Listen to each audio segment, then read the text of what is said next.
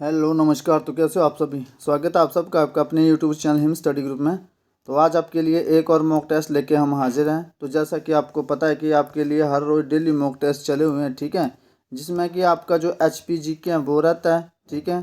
बाकी आपका इंग्लिश का सेशन और हिंदी, ठीक है, ये तीनों मिक्स रहते हैं। एक HP GK हो गया और एक आपका इंग्लिश हो गया, ठीक है, और एक हिंदी हो गया। ये तीनों साथ साथ आपके चले हुए कंटिन्यू। तो कंटिन्यू मॉक टेस्ट आपके लिए अपलोड होते हैं। तो आपको ये करना है कि अपना टेलीग्राम चैनल भी ज्वाइन कर लेना है, जिसका जो लिंक है वो डिस्क्रिप्शन बॉक्स में दे रखा है, ठीक है। तो ज़्यादा टाइम नहीं लेते हुए स्टार्ट करते हैं आज का फर्स्ट क्वेश्चन। और हर रोज़ वीडियो जो आपकी शाम को 7:30 बजे अपलोड होता है, अपने टाइम से वीडियो को वॉच आउट कर लेना है, ठीक है। तो स्टार्ट करते हैं आज का फर्स्ट क्वेश्चन। आज का फर्स्ट क्वेश्चन है कि सुही मेला किस जिले में मनाया जाता है। तो सुही मेला किस जिले में मनाया जाता है, और आपने ये कमेंट करके बताना है कि जो ये सुही मेला ये किसकी याद में मनाया जाता है, ठीक है। तो सुही मेला ये चंबा में मनाया जाता है, कांगड़ा में मनाया जाता है, उन्ना में या शिमला में। तो सुही मेला जो ये चंबा डिस्ट्रिक्ट में मनाया जाता है। आपने कमेंट सेक्शन में ये बताना है कि ये जो आपका सुही मेला है ये सुही मेला किसकी याद में मनाया जाता है, ठीक है, किसकी याद में मनाया जाता है और इसके मतलब क्या क्या और क्राइटेरिया, इसके कुछ क्राइटेरिया वो आपने बताना है कमेंट सेक्शन में। तो चलते हैं नेक्स्ट क्वेश्चन की ओर।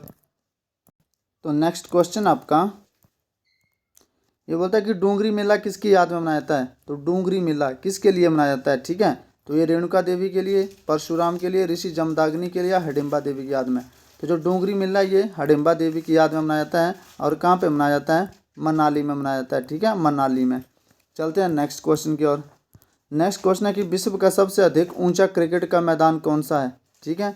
तो ये कहाँ पे स्थित है, मतलब जो विश्व का सबसे ऊंचा क्रिकेट का मैदान है ये कौन सा है। धर्मशाला है, क्रिकेट स्टेडियम, चाइल है, मोहालिया या अरुण जेटली स्टेडियम। तो विश्व का सबसे ऊंचा जो क्रिकेट का मैदान है वो चाइल है, ठीक है। नेक्स्ट क्वेश्चन आपका कि हिमाचल प्रदेश में किस वर्ष पहली बार गैर कांग्रेसी सरकार बनी थी, ठीक है। तो ये किस वर्ष बनी थी, 1978 में, 1966 में, 1972 में या 1977 में। तो हिमाचल प्रदेश में पहली बार जो गैर कांग्रेसी सरकार बनी थी 1977 में बनी थी। और मुख्यमंत्री कौन बने थे तब। तो जो मुख्यमंत्री बने थे वो थे आपके शांता कुमार, ठीक है। शांता कुमार जो वो मुख्यमंत्री बने थे, शांता कुमार। और ये कितने वोटों से जीते थे, ये जीते थे एक वोट से, ठीक है, एक वोट से विजय हुए थे, एक वोट से विजय हुए थे, ठीक है। तो 1977 में पहली बार हिमाचल प्रदेश में गैर कांग्रेसी सरकार बनी थी, ठीक है। 1977 में पहली बार हिमाचल प्रदेश में गैर कांग्रेसी सरकार बनी थी, मुख्यमंत्री थे शांता कुमार, एक वोट से विजय हुए थे। चलते हैं नेक्स्ट क्वेश्चन की ओर। नेक्स्ट क्वेश्चन है कि बस्सी परियोजना किस जिले में स्थित है। तो ये बिलासपुर में है, शिमला में है, सिरमौर में है या मंडी में है। तो बस्सी परियोजना जो हिमाचल प्रदेश के मंडी जिले में स्थित है। चलते हैं नेक्स्ट क्वेश्चन की ओर। आंध्रा परियोजना हिमाचल प्रदेश के किस जिले में स्थित है। तो बिलासपुर में है, शिमला में है, सिरमौर में है या मंडी में है। तो बिलासपुर परियोजना जो वो हिमाचल प्रदेश के शिमला डिस्ट्रिक्ट में स्थित है, ठीक है। हिमाचल प्रदेश की शिमला डिस्ट्रिक्ट में आपकी आंध्रा परियोजना स्थित है। चलते हैं नेक्स्ट क्वेश्चन की ओर। नेक्स्ट क्वेश्चन है कि हिमाचल प्रदेश में सबसे अधिक सेब का उत्पादन करने वाला जिला कौन सा है। तो चंबा है, किन्नौर है, शिमला है या कुल्लू है। तो हिमाचल प्रदेश में सबसे ज़्यादा वो सेब का उत्पादन होता है आपका वो शिमला डिस्ट्रिक्ट में होता है, ठीक है। शिमला डिस्ट्रिक्ट में हिमाचल प्रदेश में सबसे ज़्यादा सेब का उत्पादन होता है। चलते हैं नेक्स्ट क्वेश्चन की ओर। नेक्स्ट क्वेश्चन है कि हिमाचल प्रदेश में सबसे ऊंचा बांध कौन सा है। तो हिमाचल प्रदेश में सबसे ऊंचा बांध जो है पोंग बांध है, रेणुका बांध है, पंडोर डैम है या भांगड़ा बांध। तो हिमाचल प्रदेश का सबसे ऊंचा बांध जो है वो भांकड़ा बांध है, ठीक है। कौन सा बांध, भांकड़ा बांध जो वो हिमाचल प्रदेश का सबसे ऊंचा बांध है। चलते हैं नेक्स्ट क्वेश्चन की ओर। नेक्स्ट क्वेश्चन है कि सबसे ज़्यादा शुष्क जिला कौन सा है, ठीक है। हिमाचल प्रदेश का सबसे ज़्यादा शुष्क जिला कौन सा है। तो कांगड़ा है, लाहौल स्पीति है, चंबा है या किन्नौर है। तो लाहौल स्पीति है आपका, इसकी हिमाचल प्रदेश का सबसे ज़्यादा शुष्क क्षेत्र है लाहौल स्पीति, ठीक है। चलते हैं नेक्स्ट क्वेश्चन की ओर। नेक्स्ट क्वेश्चन आपका हिंदी का, ठीक है। तो आप सबसे पहले आपने बताना कि सदा में संधि कौन सी है। तो सबसे पहले आपने इसका संधि विच्छेद कर लेना। सदा जमा क्या बन जाएगा, एब, ठीक है। सदा जमा एब बन जाएगा। तो इसमें संधि कौन सी होगी। तो अ के बाद क्या आ रहा है, आ के बाद आ रहा है ए, ठीक है। आ के बाद ए आ रहा है और ये क्या बना रहा है, ए बना रहा है। तो आपको पता है कि अ या आ, ठीक है, इन वो दोनों के बाद ए या ए आ जाए तो ये क्या बनाते हैं, ए। और ये किस में होता है, वृद्धि संधि में होता है। ये किस में होता है, वृद्धि संधि में होती है। तो सदैव में संधि कौन सी हो जाएगी, वृद्धि संधि। चलते हैं नेक्स्ट क्वेश्चन की ओर। नेक्स्ट क्वेश्चन है कि संख्या गमन में कौन सी संधि है। तो संख्या गमन, तो इसका जब संधि विच्छेद करेंगे तो क्या बनेगा। तो संख्या गमन के सबसे पहले अपना संधि विच्छेद करना है। तो इसका जो संधि विच्छेद हो जाएगा वो हो जाएगा सखी, ठीक है, जमा आगमन, सखी जमा आगमन। तो ये बन जाता है क्या, संख्यागमन। लेकिन आपने इसका संधि विच्छेद जो है इसका वो रूल याद रखने की ज़रूरत आपको नहीं है। आपको बताया कि जहाँ जिस भी जो भी आपका शब्द है वहाँ पे आपका जो अंतस्था शब्द है, ठीक है, अंतस्था व्यंजन है, जो आपके अंतस्था व्यंजन है, जितने भी अंतस्था व्यंजन आपके, ठीक है, जैसे य आ गया, र आ गया, ल आ गया, व आ गया, इनसे पहले आपका आधा वर्ण आ जाए, ठीक है, ते आ जाए, नव आ जाए, ठीक है, ऐसे अन्वेषण लिखे जाते हैं, तो अन्वेषण ऐसे लिखे जाते हैं, ठीक है, अन्वेषण। तो ये क्या आ गया आपका, आधा न आ गया, ठीक है, प्रत्येक आ गया, ठीक है। तो ये त जो आपका आधा त आ गया, ये आ गया। तो यहाँ पे आपका जो भी इन अंतस्था व्यंजन है इनसे पहले आधा वर्ण आ जाए वो आपकी संधि कौन सी हो जाएगी, यण संधि, ठीक है, वो संधि हो जाएगी आपकी यण संधि। तो संख्या गमन में संधि कौन सी होगी आपकी, गुण संधि हो गई, दीर्घ संधि, वृद्धि संधि, व्यंजन संधि, इनमें से कोई नहीं, ठीक है। तो संख्या गमन में जो आपकी संधि हो जाएगी वो हो जाएगी आपकी यण संधि, ठीक है। कौन सी संधि हो जाएगी, यण संधि हो जाएगी आपकी संख्या गमन में। चलते हैं नेक्स्ट क्वेश्चन की ओर। नेक्स्ट क्वेश्चन आपका ये बोलता है कि महानंद में कौन सी संधि है। तो महानंद का सबसे पहले तो आपने संधि विच्छेद करना है, ठीक है। तो महा जमा, पहले दो प्रॉपर शब्द कर लेने आपने जो बनते हो, महाजमा आनंद, ठीक है। तो अब इसका संधि विच्छेद कर लिया आपने, तो ये क्या बन रहा है, आ और आ, दोनों बड़े आ मिलकर क्या बना रहे हैं, बड़ा आ। अ और अ ये दोनों मिलकर भी क्या बनाते हैं, बड़ा आ। लेकिन जहाँ पे आ जाए आगे छोटा आ जाए वो भी मिलकर क्या बनाएंगे, बड़ा आ, ठीक है। एक रह गया उसको भी एक्सप्लेन कर देता हूँ। जैसे पहले आ जाए बाद में आ जाए तो भी वो क्या बनाते हैं, बड़ा आ। जब दो स्वर जो है सेम स्वर आपस में मिलकर अपना रूप जो है वो बड़ा कर लेते हैं, दीर्घ कर लेते हैं, तो वहाँ पे संधि कौन सी होती है, दीर्घ स्वर संधि, ठीक है। तो यहाँ पे महानंद में कौन सी संधि हो जाएगी, दीर्घ संधि। चलते हैं नेक्स्ट क्वेश्चन की ओर। नेक्स्ट क्वेश्चन है ज्ञ कौन सा वर्ण है। तो ज्ञ उष्म वर्ण है, अंतस्था व्यंजन है, संयुक्त वर्ण है या व्यंजन, इनमें से कोई नहीं। तो ज्ञ जो आपका संयुक्त व्यंजन है, संधि विच्छेद करेंगे तो कैसे बनेगा ज्ञ, ये ज्ञ आपका ये बनेगा ज जमा अण्य, हलांत कर लेना ज से पहले, ठीक है। क्ष ये कैसे बनता है आपका, क जमा श, क्ष। फिर आता आपका त्र कैसे बनता है, त हलांत जमा क्या आ जाएगा, र, ठीक है। फिर एक और होता है आपका, ये होता है आपका श्र, क्या होता है ये आपका श्र, ठीक है। ये कैसे बनता है, ये बनता है आपका श हलंत जमा र।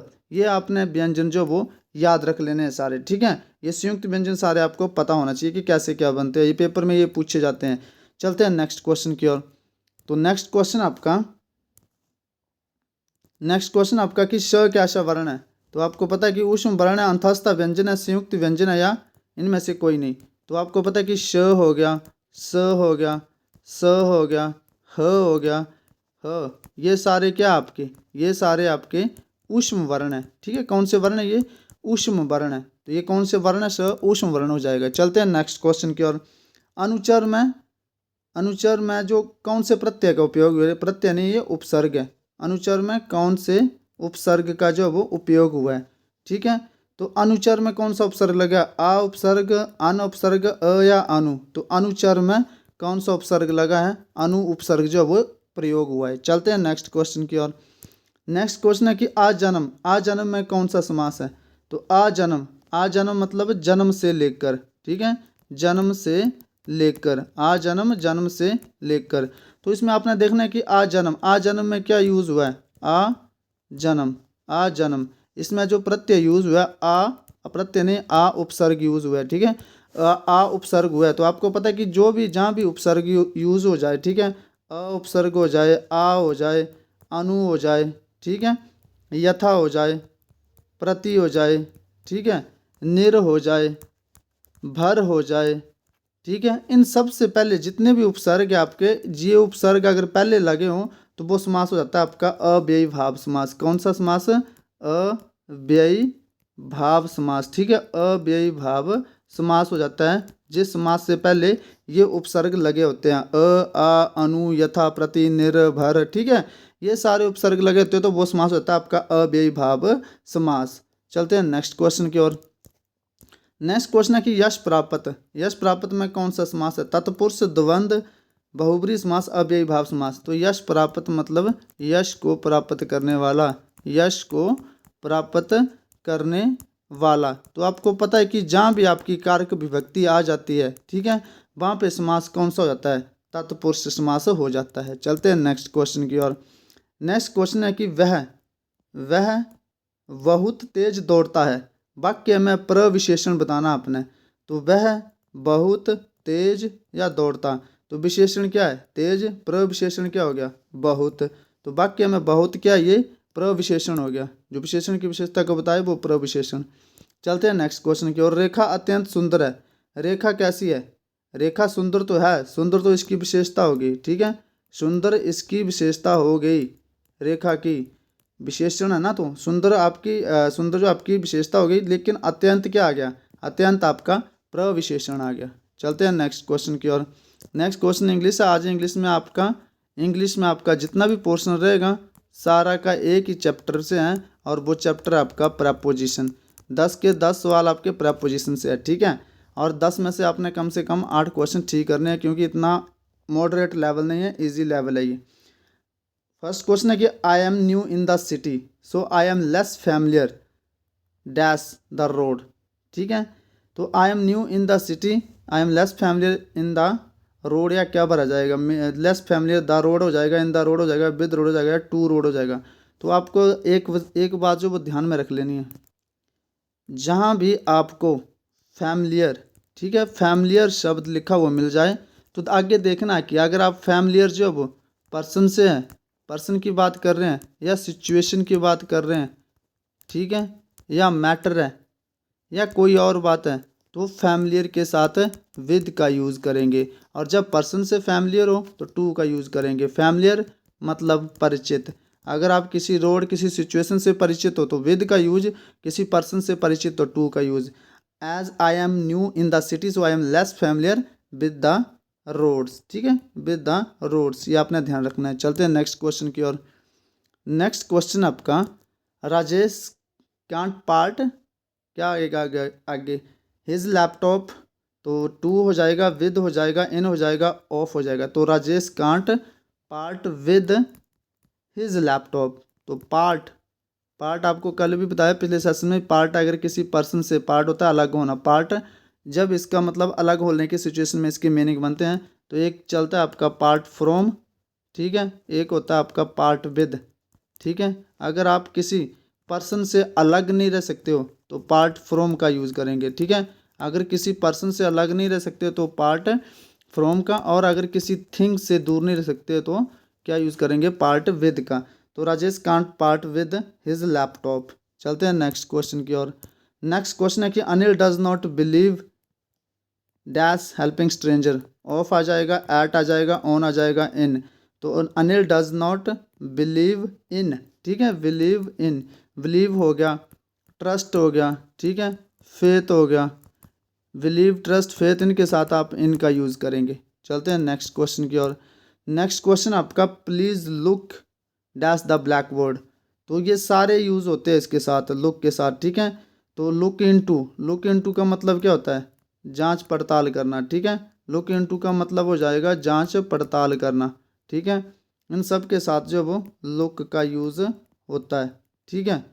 और लुक इनटू का मतलब जांच पड़ताल, लुक फॉर का मतलब ढूंढना, ठीक है। लुक आफ्टर देखभाल करना, ठीक है। लुक एट नॉर्मल सा देखना, ठीक है। तो यहाँ पे क्या लिखा है? यहाँ पे सिंपल सा बोला है कि please look at the black board, black board की तरफ देखो। नॉर्मल सा देखना मतलब ब्लैक बोर्ड की देखो, ना देखभाल का मतलब है ना कोई ढूंढ रहे हैं चीज़, ना कोई जांच पड़ताल कर रहे हैं। तो यहाँ पे सिंपल सा please look at the black board. चलते हैं नेक्स्ट क्वेश्चन की ओर। नेक्स्ट क्वेश्चन आपका कि नेहा इज़ एंग्री।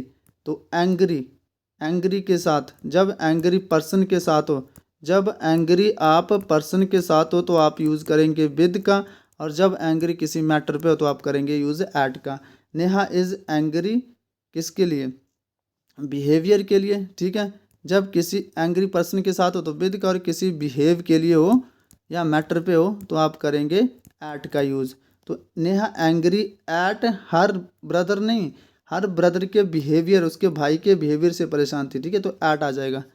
चलते हैं नेक्स्ट क्वेश्चन की ओर। यहाँ ऐसे होता है कि नेहा इज़ एंग्री डैश मी, ठीक है, या हर ब्रदर, तो आप यूज़ करते किसका, विद का, लेकिन आगे बिहेवियर आ गया तो ऐड का यूज़ करेंगे। चलते हैं नेक्स्ट क्वेश्चन की ओर। राम इज़ स्केर्ड, ठीक है, तो आपको पता है कि ये स्केर्ड हो गया और अफ्रेड हो गया।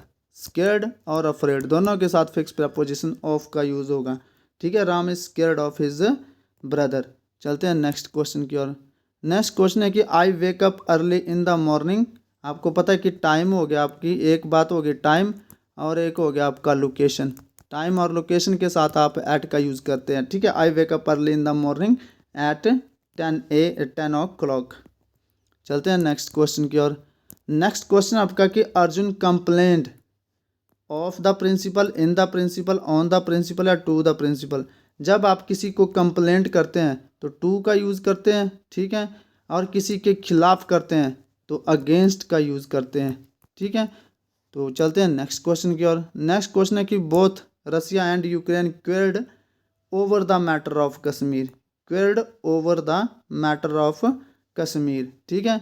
जब आप क्वेल, जो आपका लड़ाई झगड़ा है वो किसी पर्सन से है, ठीक है, वो किसी पर्सन से है तो क्वेल्ड विद का यूज़ करेंगे, ठीक है। लेकिन अगर किसी मैटर पे है तो क्वेल्ड ओवर का यूज़ करेंगे, ठीक है। तो यहाँ किसी मैटर है, नाटो का नॉर्थ अटलांटिक ट्रीटी ऑर्गेनाइजेशन होता है आपका नाटो का मतलब, तो इसमें ओवर आ जाएगा क्योंकि मैटर पे है तो ओवर का। चलते हैं नेक्स्ट क्वेश्चन की ओर जो लास्ट क्वेश्चन आज का, तो बोलते हैं कि राजेश इज जेलियस, ठीक है, माई सक्सेस। तो टू आ जाएगा, ऑन आ जाएगा, एट आ जाएगा, ऑफ। तो जेलिस के साथ हमेशा ऑफ प्रपोजिशन का यूज़ होता है, ठीक है। जेलिस के साथ ऑफ प्रपोजिशन का यूज़ होता है हमेशा, ठीक है। तो ये थे आपके आज के 30 क्वेश्चन, ठीक है। आई होप आपको सेशन पसंद आया होगा। तो आपने कमेंट करना है कि 30 में से आउट ऑफ आपके कितने क्वेश्चन जो है वो सही है। आपने कमेंट सेक्शन में इसका आंसर जरूर करना है, ठीक है। तो मिलते हैं नेक्स्ट वीडियो में, तब तक के लिए जय हिंद, जय भारत।